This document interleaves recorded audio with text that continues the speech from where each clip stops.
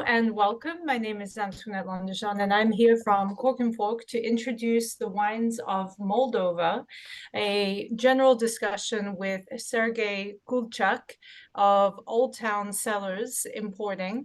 Serghei is the founder, creator of Old Town Cellars, a import and distribution company that not only focuses on Moldovan wines, but from wines of the world, but with a specialty in Moldovan wines, given he and his wife's history being from Moldova.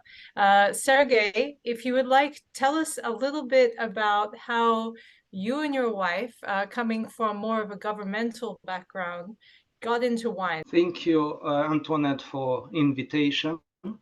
I'm glad that we are featuring Moldovan fine wines for September Wine Club edition.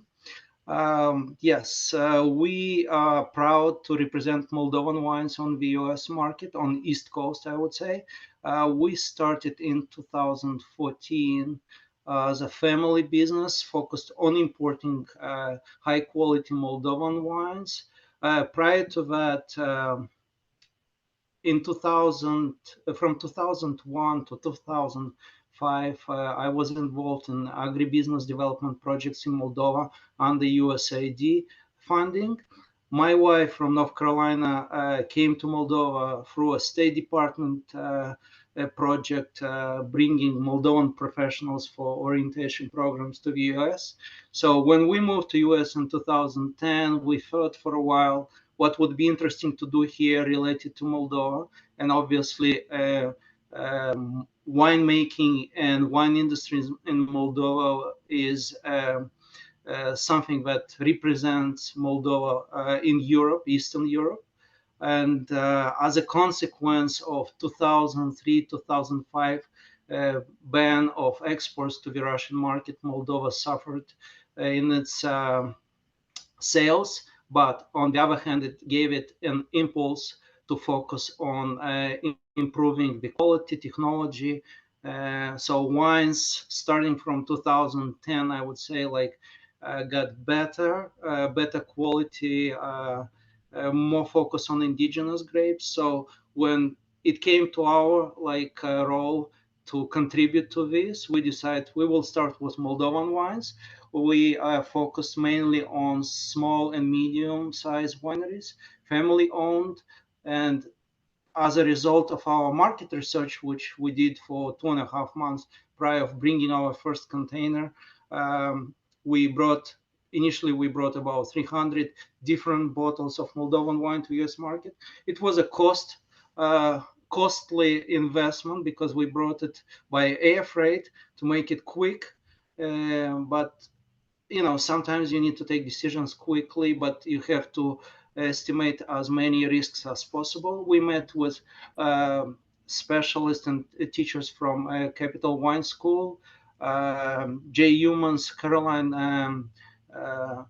Master of Wine currently. We also met with wine buyers in the area, and a lot of people expressed their high impression and high marks for wines we brought. And one of the suggestions at that time was try to focus on something different that Moldova can offer to wine market in USA. So we focused on indigenous grapes, and that was something that we still doing on till nowadays, and we are grateful that with the help of Ladragin's family, that were among the first retailers in Washington, D.C., allowing us or inviting us to do wine tasting of fine wines of Moldova. These days, we can show something very interesting to wine club members, indigenous grapes from Moldova. And speaking of indigenous grapes from Moldova, how receptive is the market still today to indigenous varieties versus international varieties. And for those listening, international varieties would be more like Cabernet Sauvignon, Cab Franc, Chardonnay, Sauvignon Blanc. And your indigenous varieties, I've noticed on the bottlings, are at times blended with the international ones, but sometimes they are highlighted as the monovarietal, and they're absolutely delicious. But what do you see today, the reaction being by consumers to these unusual varieties from a lesser known wine producing region such as Moldova? I would be grateful again one more time to all the wine enthusiasts and wine specialists that we met back in 2014, because still nowadays there is a growing interest to indigenous grapes from all around the world. We've been applying the same concept to wines from other countries, but for Moldova especially, like we like to joke that in Moldova we love women and wine, or the opposite, wine and women. So a lot of grape varieties were named after ladies. Basically, legends say it was because initially or back in time, young ladies were the ones invited to harvest grapes, and they were also the first to crush them. So they were the first also to enjoy must and young wine. So this is how we have White Maiden or Ladies White Wine. We have the same Royal Maiden, which was a dedication to Queen of Romania, and it was a hybrid created from White Maiden and Hungarian Formint, the one we use in Tokai wines. So as a result came a beautiful, crisp, very floral with lots of honeysuckle, field flowers, aromas wine, and they decide to make it like special, so we call it Queen's Choice or Royal Maiden. So we also have Black Maiden, we have Rara Neagră, which technically the old name for it is Black Ma Red. And legend again says that like Stephen the Great, which was like the king of big Moldova, with some principalities of Moldova and Romania back in time, after each battle he had with Turkish Ottoman Empire, he would have a party, erect a church for his victory, and also would bring wine to people. But on the other side, they used to be very protective, not actually like nowadays, for safety of the king. So we used to have such position called paharnik, someone who would taste the wine or any drinks that king would drink next day. So you understand that like it was pretty risky job, and the turnover was high too, because like if the person didn't make till next morning, he would be replaced by someone else. So the legend says that older lady was so grateful to King Stefan, so she brought him a jar of red wine. Uh, the paharnik tasted it, and next morning he was alive, so they served it to the king. King loved the wine, but they didn't ask what grape it was, what variety it was. So they decided to call it Grandma Red, because it was all the lady who brought this jar to the king. So we have legends for everything, like we say, which makes it interesting to talk. Like we also have an expression, and it's not taken from Nokia, that wine is connecting people. So we have stories, we share nice food, and between food and wine, we also like dancing. Yeah. So, and I know at one point with Ladragin family, when I met the beautiful side of Ladragins, your mom Antoinette used to be a dancer, so she loved that part of the story. Well, Sergey, I'm so happy that you mentioned food, because that's one part of this whole equation that perhaps needs to have some light shed on it. What kind of cultural foods are enjoyed with wines in general? A couple of words. Historically, Moldova was like under many empires, like we call.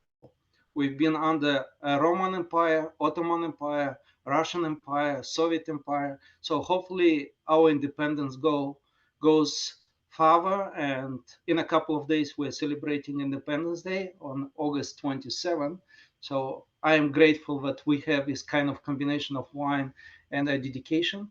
So because we've been under many cultures, our cuisine also like got a lot of like Turkish influence. We have a lot of Italian style. I would say like our cuisine, Moldovan cuisine, is based on like Mediterranean influence.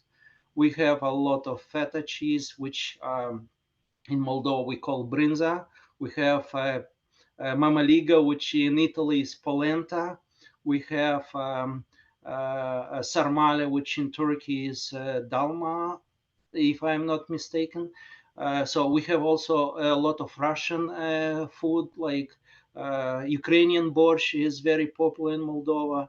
So basically, because of these influences, like we say, genetically, Moldovans are good looking because of all this blood mix.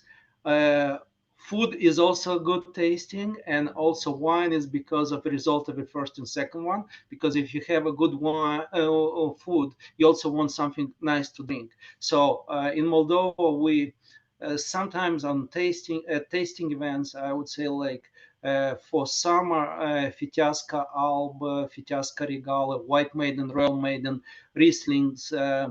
Sauvignon Blanc, whites that Moldovans would drink, like maybe even instead of water, because it's more relaxing. In Moldova, it's a small country. Quite often, you don't have to drive a lot, and especially on weekend, you can have a nice chicken soup, which we call zama. It's similar to Romanian one. It's slightly with a lot of homemade noodles, like Italian style pasta with chicken meat and a little bit of sourness, which makes in combination with white whites, it's like amazing food pairing. For reds, definitely meat, pork, veal, lamb is like lamb coming from, and beef comes from Turkish. Uh, um, Pork and some other, like we even have rabbits, like it's like kind of Russian culture where they like to hunt rabbits. So food pairing is very important, and in Moldova it's always like our hospitality is very famous. I would say in the former Soviet Union, everybody would love to be invited to a Moldovan house, because we always invite with a glass of wine and some food. No matter how much food you have at home, you always offer to your guests. So like, right now we are affected by being like next door to Ukraine, to which we are very grateful. Today is Ukrainian Independence Day. I'm half Moldovan, half Ukrainian. My dad was from Vinnytsia, which is north western part of Ukraine, and Vinnytsia, if you translate it into English, would be wine country. And like things in my career sometimes happen without much planning. Like I never thought I'm gonna be in one industry, but now I realize that my dad was from wine country. My granddad on my mom's side was a winemaker during the Soviet times, but he was mostly making wine like house wine. And I always was questioning like how my grandma would give me a couple of Russian rubles or Soviet rubles, like for like for school and for pocket money. And then I would see like people visiting, and I like my granddad is very popular, but everybody would come with a little jar, like, uh, and they would say like, Uncle Andrei, can I get some of your red, or can I get some of your white? This is I learned, and say it's not really correct, you can cut it off.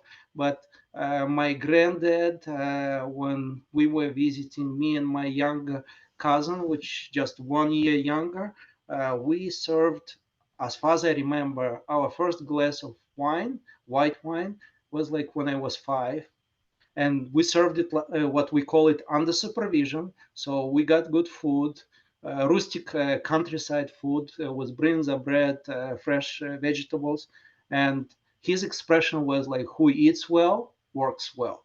So this is what we believe in. Moldovans are hardworking, making good wine. Hardworking indeed.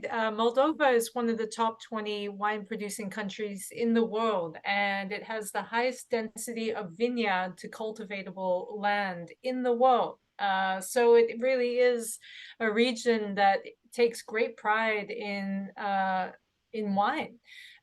So the exports that it has, is America one of the most important export markets for Moldova, or are there other regions in the world that tend to be more important? Let's put it that way. US at this point is getting more attention. Uh, as product focus, we not only Moldovans who live here for working in this industry, we are focusing on indigenous grapes. We are trying not to bring like low quality something that may damage the entire like fame that we are now working on for the last like almost 10 years.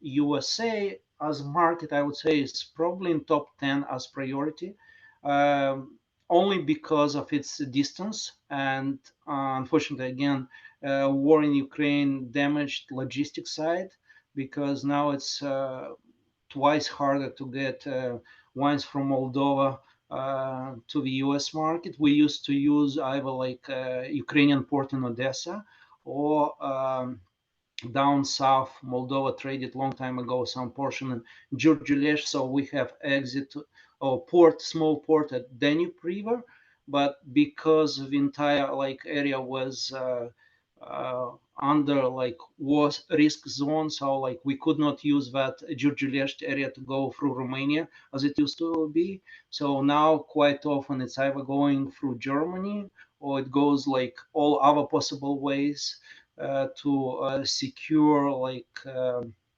shipment in time. Uh, Before it used to be between 40 to 60 days. Last year, after the beginning of the war, the record was about like almost 4 months of getting one container from Moldova. So you understand that other markets which are closer, they get more attention because you can deliver faster. And Romania obviously is number one market because of being the closest neighbor, sharing the culture, sharing the language, sharing indigenous grapes. Uh, when at one point we were considering also bringing some Romanian wines.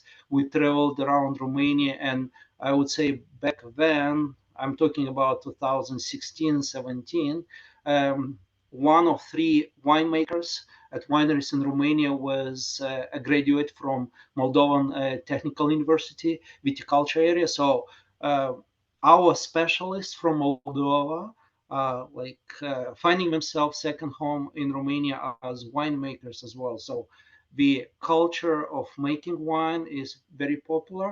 I've heard some Moldovans making wine in Georgia, the state of Georgia down south, in California. So we're trying to combine whenever we can export wines, fine. If not, we export human resources, but bring again fame to Moldovan wine industry. And single-handedly, I would say Old Town Cellars has the largest impact of distribution of Moldovan wines in the DC market. We have the great honor of featuring, as you mentioned earlier, Moldovan wines in the wine club for September. And it's a great pleasure to do so because the wines are always of great quality. The packaging is always wonderful, and marketing is a very important part. It's great to make wine and have it to be absolutely delicious, but if the marketing isn't there, then it won't reach the consumers. And that's something that I feel the Moldovans have a really good, strong hold on. And further, that you and your wife do an amazing job of distributing the wines. And we're very thankful for that at Cork and Fork. The wines are easy to sell. They're, as I mentioned, great quality. And there's always a wonderful story to go behind it. Before we wind down, are there any last points that you would like to mention to those listening? So again, I'm grateful for this opportunity to feature our wines in a wine club of Cork and Fork. We've been seeing more interest in wines from that area because um, unfortunately, because of the war in Ukraine, we wish peace. We are very grateful to Ukrainian patriots, but they are in a way protecting their country, and they are also protecting Moldova because, like, it's war is not good. But using this opportunity, we are doing our best to show what Moldova can offer during the peace and during the joy, because wine was in Moldova was always associated with celebration, with joy. We also have um, uh, was a short okay, you'll cut this part here. We have a little bit of shortcoming about how we cheer in Moldova.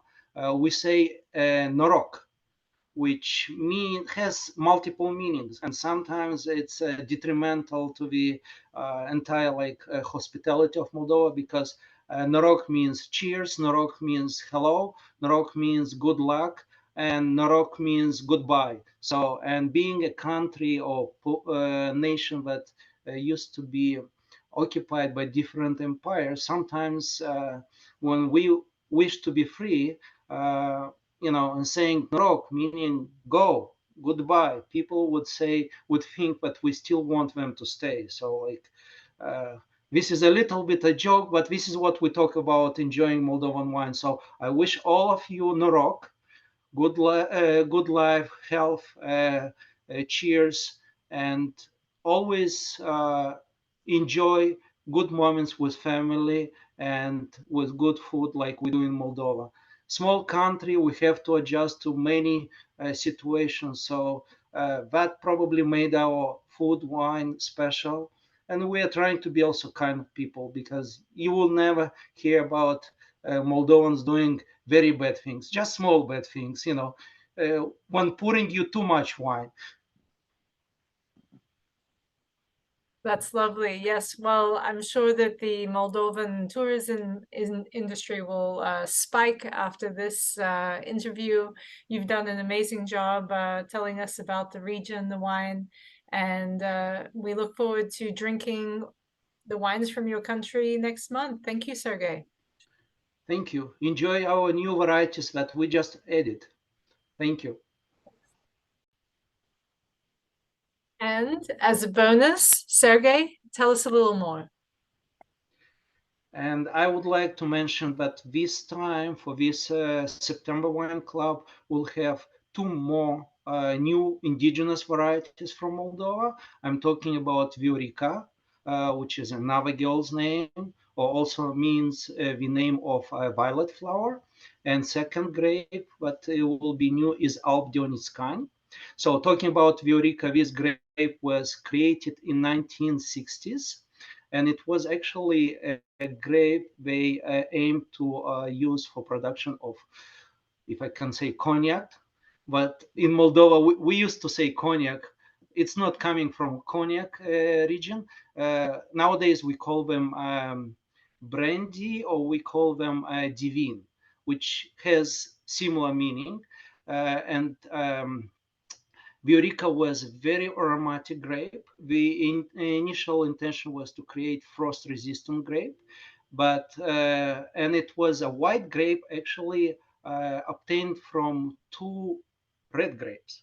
One was French grape, and another one was Italian grape.